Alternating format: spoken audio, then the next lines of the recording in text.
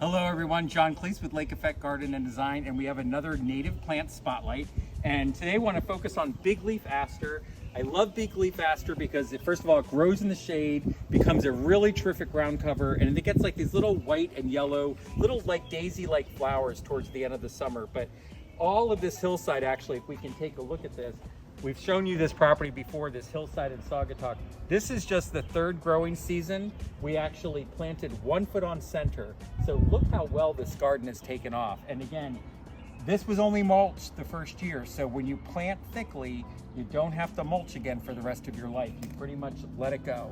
And I want to show you here, just to show you sort of the behaviors of native gardens. Like there's a little bunch of Monarda that's jumped into the middle of the Big Leaf Aster. Nobody planted that.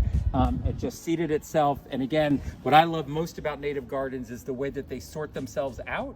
So you can put them in the best possible place for them to grow in the conditions that they like, but in the end, they're gonna find the place that they wanna live. So again, Big Leaf Aster, yes, it can be aggressive, but you know what? If you got big spaces and they're shady, who cares? That's perfect. You don't need a ton of plants. Just plant some Big Leaf Aster in there and let it go.